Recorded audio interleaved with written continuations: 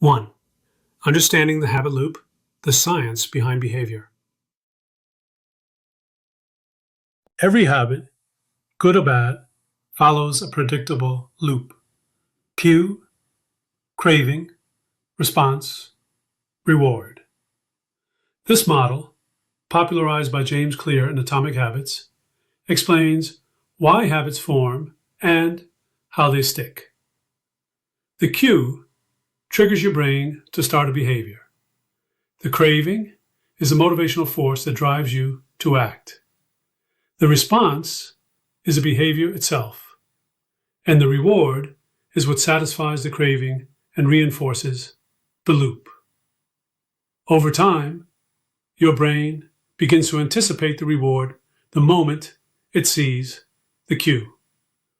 For example, you might see your phone light up.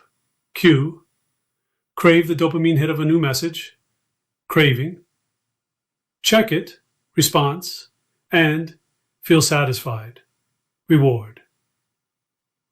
Repeat that cycle enough times, and it becomes automatic. Understanding this loop gives you leverage. Instead of forcing willpower, you can reshape the loop. Want to create a good habit? Design a cue that's obvious, a craving that feels attractive, a response that's easy, and a reward that's satisfying. Want to break a bad one?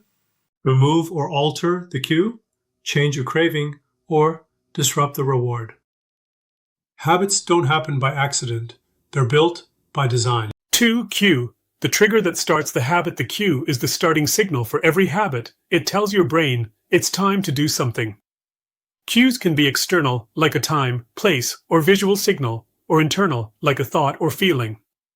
For instance, waking up in the morning is a cue to check your phone, walking into the kitchen may cue you to make coffee, or feeling stressed could cue emotional eating. Cues are powerful because they operate mostly unconsciously.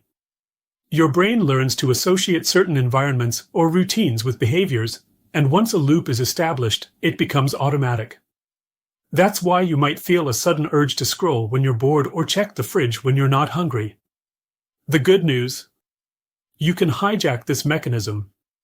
To build a good habit, create a clear cue. Leave your workout clothes by the bed. Put your journal on your desk. Set a reminder alarm. The more obvious the cue, the easier the habit starts. To break a bad habit, remove or hide the cue. If you don't see the trigger, the loop has no reason to start. Controlling your cues is the first step to taking control of your behaviors. 3. Craving. The emotional force driving the habit. A cue only becomes powerful if it triggers a craving, the emotional desire that motivates the habit. Cravings aren't about the behavior itself, they're about the feeling the behavior promises. You don't crave brushing your teeth, you crave the clean feeling. You don't crave checking social media, you crave connection or entertainment. The craving gives the habit energy, it's the spark that fuels action. That's why two people can respond differently to the same cue. One person sees a treadmill and feels dread, the other sees opportunity. If you want to build a good habit, make the craving attractive. Link it to your identity or a positive outcome. Tell yourself, working out makes me feel strong, or writing each day makes me a creator. Visualization helps, too. Picture the reward before you act. On the flip side, if you're trying to break a bad habit, make the craving less appealing.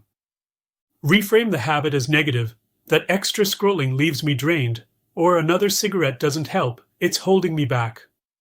Cravings are emotional and powerful, but they can be influenced. By making the right behaviors emotionally satisfying, you set the stage for habits that stick.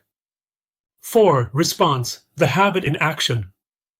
The response is the actual behavior, the action you take after the cue and craving hit. Whether it's drinking water, opening TikTok, or going for a walk, the response is your habit made real. But here's the catch, you'll only follow through if the response is easy enough.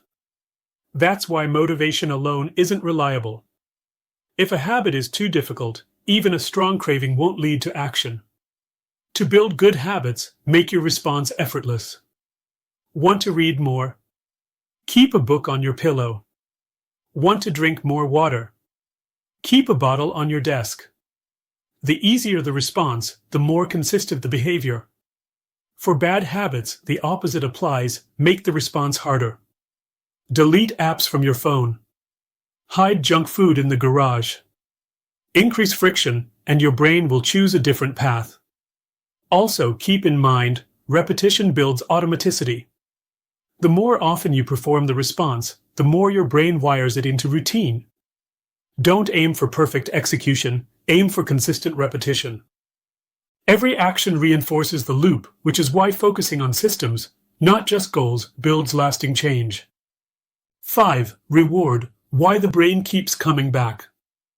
The reward is what seals the deal. It's the payoff your brain is chasing.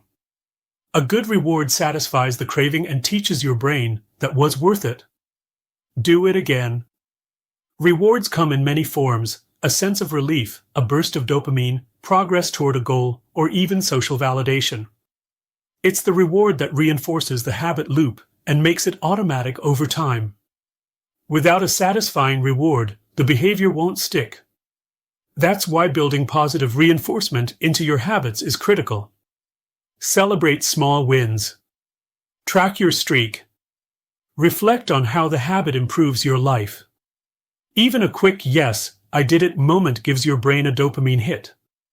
Rewards also create momentum. The satisfaction of showing up leads to confidence, which fuels future action. If you want to change behavior, make the reward immediate and meaningful. For bad habits, break the reward response link. Delay gratification, remove the dopamine hit, or replace it with a more beneficial alternative.